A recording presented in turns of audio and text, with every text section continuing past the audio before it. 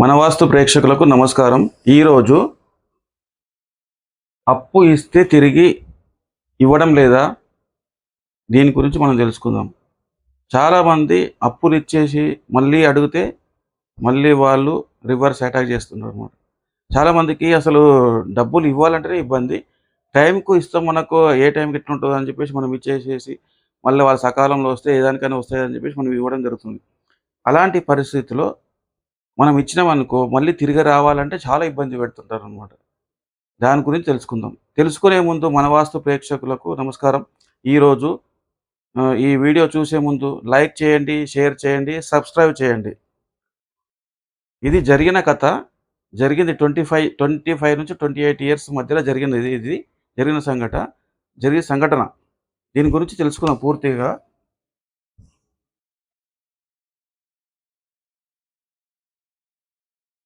ఉత్తరం, దక్షిణం, పడమర, తూర్పు, ఈశాన్యం, వాయువ్యం, నైరుతి, ఆగ్నేయం, ఇల్లు. ఇది వీళ్ళ ఇల్లు. ఇది తూర్పు వాకిలి.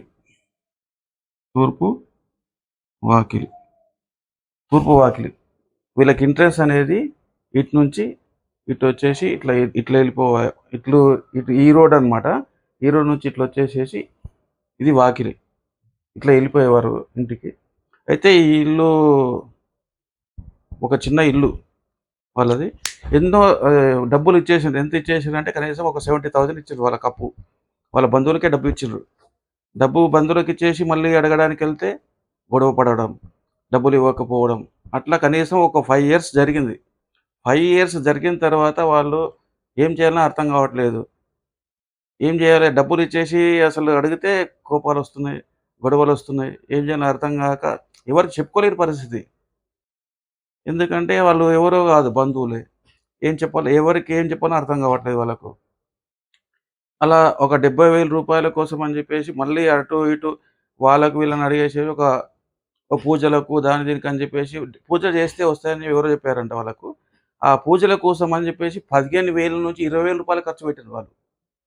ఈ 70,000 రూపాయల అప్పుకు ఆ డబ్బులు అప్పు ఇచ్చేసేసి మళ్ళీ ఆ 70,000 రావడానికి 20,000 రూపాయలు ఖర్చు పెట్టారు వాళ్ళు. ఖర్చు పెట్టినా మళ్ళీ డబ్బులే అసలు రాలేవు. 20,000 పోయినాయి, 70,000 పోయినాయి. మొత్తం 90,000 పోయినాయి. 90,000 ఖర్చు పెట్టిన తర్వాత కూడా మళ్ళీ ఇప్పుడు ఈ నెలరా, ఆ నెలరా అని చెప్పేసి పూజ చేసేవాళ్ళు.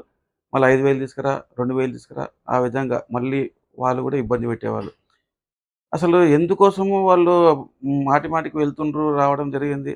ఇంటికి వెళ్తుండ్రు, బాధతోటి వెళ్తుండ్రు, బాధతోటి బయటకు వెళ్తుండ్రు. అసలు నాకు డౌట్ వచ్చింది. అప్పుడే నేను వాస్తు నేర్చుకున్న కొత్తలో వాళ్ళని చూస్తే బాధ అనిపిస్తుంది. ఏం జరుగుతుందంటే ఏం చెప్పట్లేదు వాళ్ళు.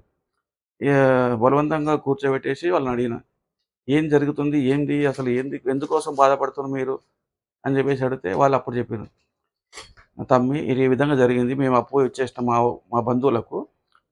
డబ్బులు అడగడానికి వెళ్తే వాళ్ళు రివర్స్ అటాక్ చేసిండ్రు. అసలు ఏం చెప్పుకోలేని పరిస్థితి. పూజలకు దాని దీనికి చేస్తే వస్తాయని చెప్పేసి అని మనం పూజలకు చేపిస్తున్నాము. కనీసం ఒక 20,000 దాకా ఖర్చు అయిపోయినాయి. అసలు ఏం చేయాలని అర్థం కావట్లేదు. దానికోసమే తిరుగుతున్నాము. అంటే నేను ఒకటే చెప్పేసిన, మీరు మాత్రం డబ్బులు ఖర్చు పెట్టకండి, తిరగండి, పోయి రండి. పూజలు అని చెప్పేసి అంటే అడగండి, మీరు రండి అంతే. కానీ పూజలకు మాత్రం పైసలు మాత్రం ఖర్చు పెట్టకండి మీరు అని చెప్పేసాను. సరే అని చెప్పేసి వెళ్ళేసి వచ్చారు. మళ్ళీ సేమ్ పొజిషన్, సేమ్ అదే చెప్పేసారు అనమాట వాళ్ళకి. 5,000 రూపాయలు అవుతాయి. ఈ పలానా వస్తువులు తీసుకురావాలి, పూజ చేయాలి, పూజ చేసేస్తే వస్తాయి మీకు అని చెప్పారు. అంటే ఎప్పటి నుంచి చెప్తున్నారు వాళ్ళు? పూజలు కాబట్టి 2 ఇయర్స్ అవుతుంది, అయినా డబ్బులు రావట్లేదు. నేను ఒకటే చెప్పేసిన, మీకు డబ్బులు రావాలంటే పూజలు అవసరం లేదు, నేను ఒక పని చెప్తా, చేస్తారా అని చెప్పేసి అడిగిన నేను వాళ్ళకి. సరే చేస్తామట అన్నారు. ఏం లేదు, ఒక్క రూపాయి ఖర్చు లేదు. మీరు తీసుకొచ్చి ఇక్కడ ఉత్తరాన పెద్ద కుప్ప వేసినారు అనమాట వీళ్ళు.